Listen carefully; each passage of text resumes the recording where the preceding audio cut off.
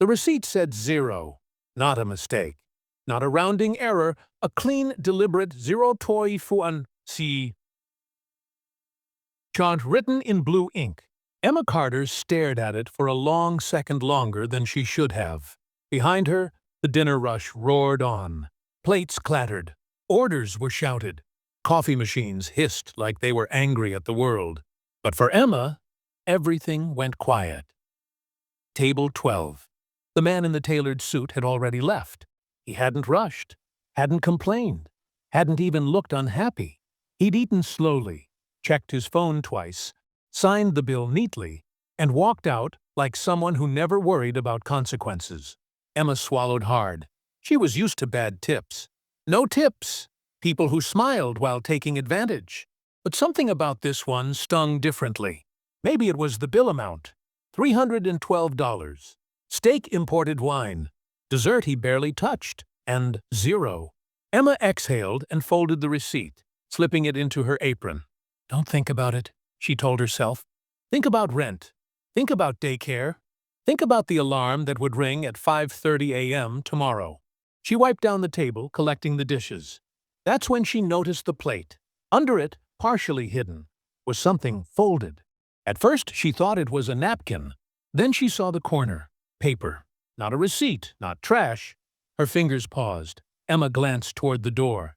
The man was gone. She lifted the plate and unfolded what he'd left behind.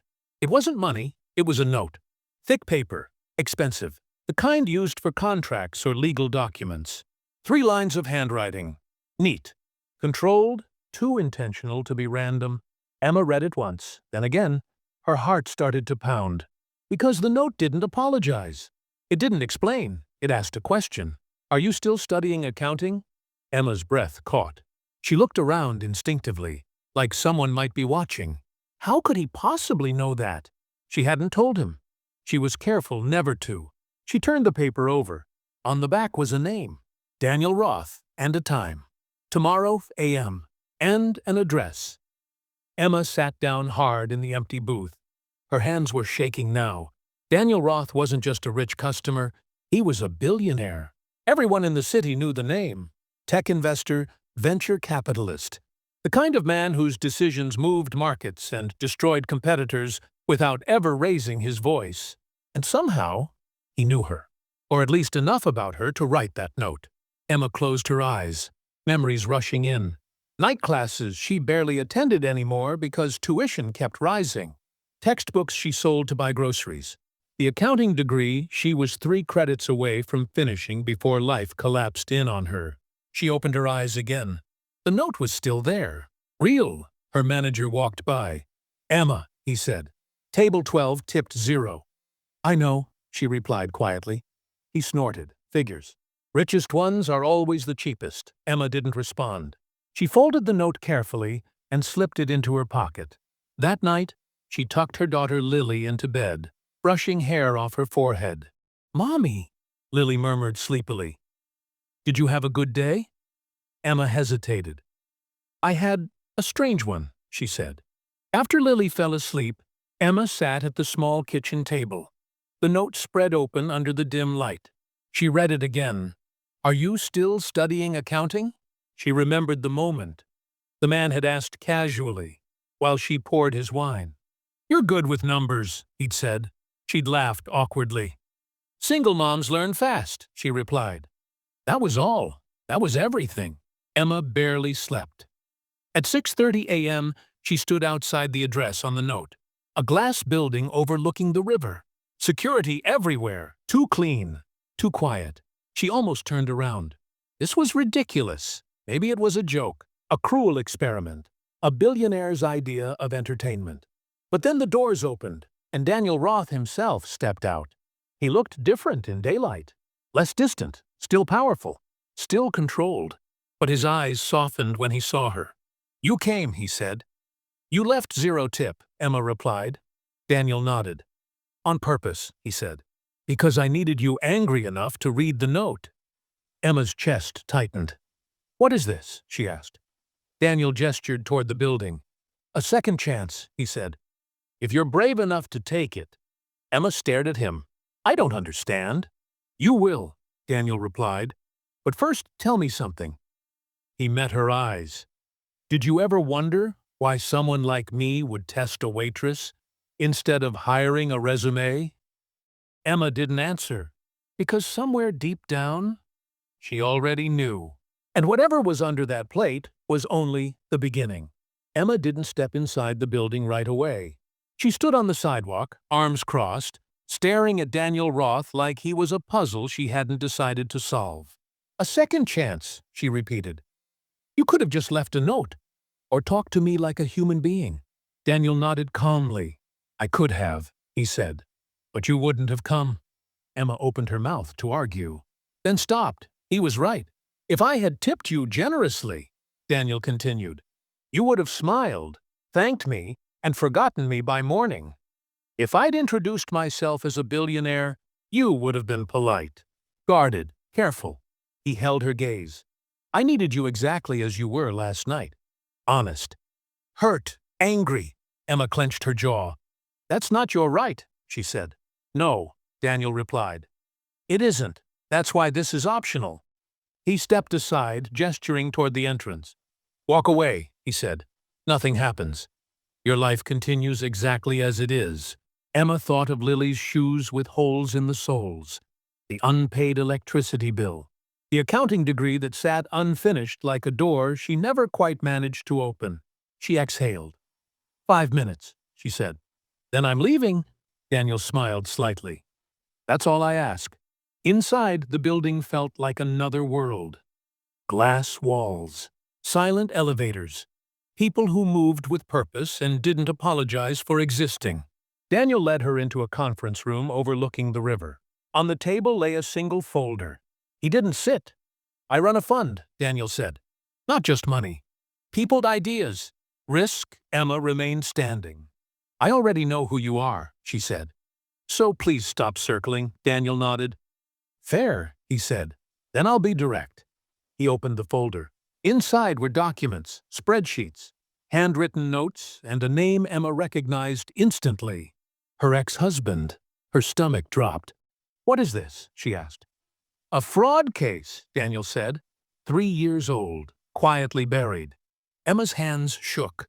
That's impossible, she said. He worked for a small logistics firm. Daniel slid a page closer. He manipulated expense reports, rerouted vendor payments, and vanished before charges could stick, he said. Cost investors millions. Emma's chest tightened. I didn't know, she whispered. I know, Daniel replied. You divorced him before the investigation began.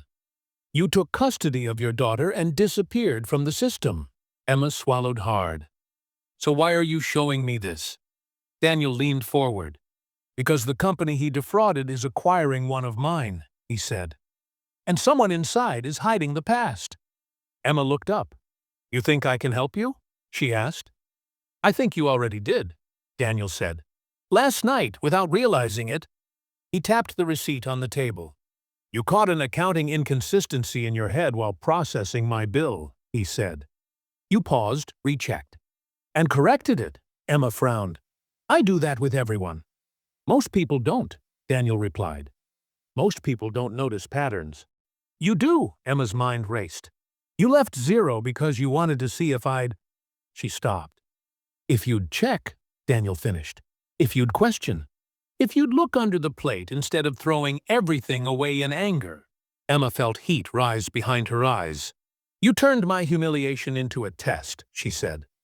Yes, Daniel replied, because the world doesn't reward potential. It rewards proof. Silence stretched between them. What happens now? Emma asked quietly. Daniel slid a second document forward. An offer, consulting role. Temporary, remote. Salary that made her breath catch. Healthcare.education reimbursement. This finishes your degree, Daniel said, and gives you flexibility for your daughter. Emma stared at the numbers, then at him. What's the catch? She asked. Daniel didn't hesitate. You help me find the truth, he said. Even if it implicates people more powerful than both of us. Emma's pulse thudded in her ears. And if it implicates me? She asked. Daniel met her gaze. Then we deal with it honestly, he said. Something your ex never did. Emma looked away. She thought of Lily again, of the kind of example she wanted to set.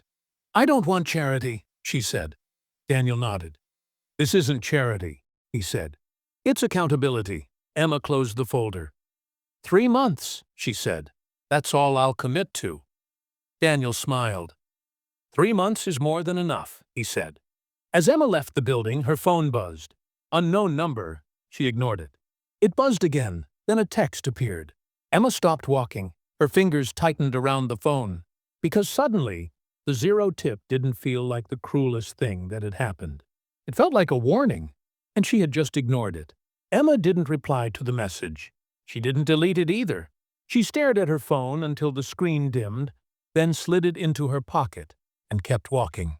Her heart was racing, but her steps were steady. Years of living on the edge had taught her one thing well. Panic was a luxury she couldn't afford. That night, after Lily fell asleep, Emma opened the laptop Daniel had couriered to her apartment. It was new, clean, encrypted. Along with it came a single instruction. "Start where the numbers feel wrong." Emma smiled despite herself. That was always where she started. She logged into the secure portal and pulled the acquisition files Daniel had mentioned. At first glance, everything looked perfect. Clean ledgers, balanced sheets, approved audits, the kind of paperwork designed to reassure, not reveal. But Emma didn't skim. She read, line by line. Hour after hour, somewhere after midnight, she found it. A discrepancy so small it would vanish to anyone not looking for it. A vendor payment routed through a secondary account. The amount was insignificant on its own, buried inside operational costs. But the pattern wasn't. Emma pulled 3 years of data. Then 5. Her breath slowed. There it was again. Same routing, same delay. Different vendors, different countries. Always just under the threshold that triggered review. Emma leaned back in her chair. "They learned from him," she whispered. Her ex-husband hadn't been reckless.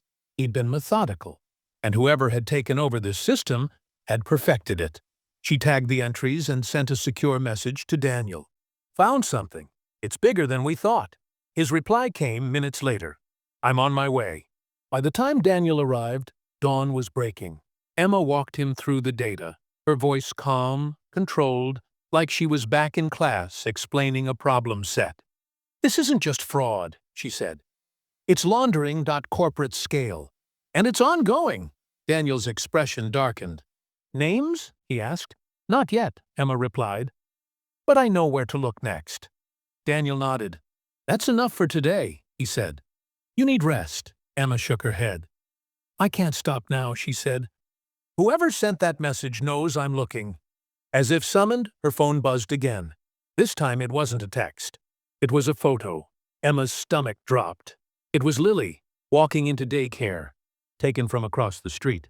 Daniel saw it. His jaw tightened. "This just became non-negotiable," he said. Emma's hands trembled for the first time. "You said this would be safe," she whispered. "I said optional," Daniel replied softly. "And I'm sorry," Emma stood up. "No," she said. "Don't apologize. Tell me who's protecting them." Daniel didn't dodge the question.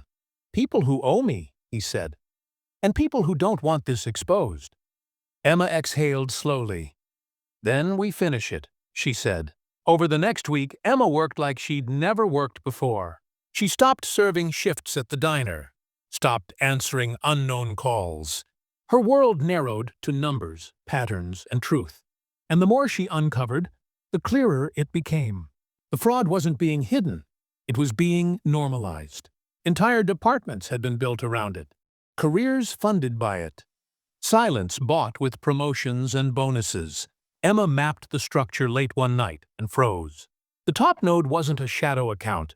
It was a charity. A public-facing foundation with a spotless reputation. Daniel stared at the screen. "That's impossible," he said. "They fund schools, hospitals." "They also move money beautifully," Emma replied. "No one questions generosity." Daniel leaned back. "The charity sits on multiple regulatory boards," he said. "Touching it would cause an earthquake." Emma didn't look away from the screen. "Then it should," she said. The next morning, Emma arrived at Lily's daycare to find a note tucked into the sign-in sheet. No threats, no signature, just a sentence. Good mothers know when to stop digging. Emma's knees nearly buckled.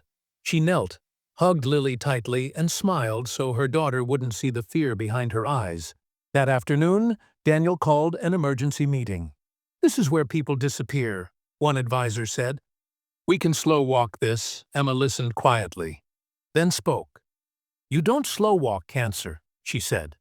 "You cut it out." The room fell silent. Daniel looked at her. "They're going to come after you," he said, publicly this time. Emma nodded. "Then let them," she said. "Because if I back down now, my daughter learns fear is louder than truth." Daniel closed the folder. "Prepare the release," he said. "All of it."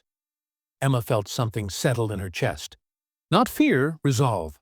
That night, she stood at the window of her apartment, city lights flickering below. She thought of the receipt, the zero tip, the plate she'd almost cleared without looking. If she hadn't paused, if she hadn't checked. Her phone buzzed one last time. A message from the same unknown number. "This ends tomorrow, with or without you." Emma typed back a single line. "Then make sure you're watching." Because tomorrow, the numbers would speak, and they would not be ignored. The story broke at exactly 9:00 a.m. Not leaked, released. Every document Emma had uncovered went live at once. Financial trails, shell vendors. The charity accounts. Board connections. Names that had never appeared together now sat side by side in plain sight. By 9:07, the charity's website was offline. By 9:12, regulators confirmed investigations. By 9:30, markets reacted. Daniel Roth stood behind the glass wall of his office, watching screens light up with headlines. Foundation under federal investigation. Corporate fraud. Spans decade whistleblower identified as single mother waitress. Emma sat across from him, calm in a way that surprised even herself. "They used my name," she said. Daniel nodded. "They always do." Intimidation through exposure. Emma's phone buzzed. Unknown number. This time, she answered. "You've made a terrible mistake," a man's voice said. "You don't understand the cost." Emma didn't raise her voice. "I understand the math," she said. "And your numbers don't balance." The line went dead. By noon, arrests began. Executives escorted out of offices they had ruled for decades. Board members resigning in statements written by lawyers who suddenly sounded very tired. The charity issued a denial. It lasted 17 minutes. Then a second release hit. Internal emails, audio recordings. Approval chains, Emma's work. Daniel exhaled slowly. "It's over," he said. Emma shook her head. "It's finished," she corrected. "There's a difference." That afternoon, Emma picked Lily up early. They went to the park. No phones, no cameras, just swings and laughter and the sound of life continuing. "Mommy," Lily said, kicking her legs high. "Why are people on TV saying your name?" Emma crouched in front of her. "Because sometimes," she said gently, "telling the truth is louder than being quiet." Lily smiled. "I like loud truth," she said. Emma laughed through tears. 2 weeks later, Emma returned to the diner. Not in an apron. She sat at table 12, the same booth. Her former manager approached, nervous. "Coffee?" he asked. "Yes," Emma said. Black. When it came time to pay, Emma placed cash on the table. Then she added something else, a folded note. The waitress who picked it up hesitated, then opened it. Her eyes widened. Emma stood. "Check under the plate," she said softly. Later that night, Daniel joined her at the river. "You never asked for credit," he said. Emma shrugged. "I asked for accountability," she replied. "Credit fades, systems don't." Daniel smiled. "You changed more than a balance sheet," he said. "You changed how people look." Emma thought of the zero tip, of the moment she almost didn't check, of how close everything came to staying hidden. "It wasn't about the money," she said. "It was about being seen." Daniel nodded. "And about seeing back." Months later, Emma finished her degree. Not quietly. The university invited her to speak. She stood at the podium, hands steady. I didn't become powerful overnight, she said. I became attentive. I stopped assuming my place was small. She paused. If someone makes you feel invisible, she continued, ask yourself who benefits from that. The applause was thunderous. That night, Emma tucked Lily into bed. Mommy, Lily said sleepily. Are you still a waitress? Emma smiled. I'm still me, she said. I just don't clear plates without looking anymore. Somewhere, in a closed office under investigation, a receipt sat framed on a desk. 0.22222 tip. Under it, a reminder written in careful handwriting. Never assume what someone leaves behind is all they gave. Because sometimes, what changes everything is what you almost missed.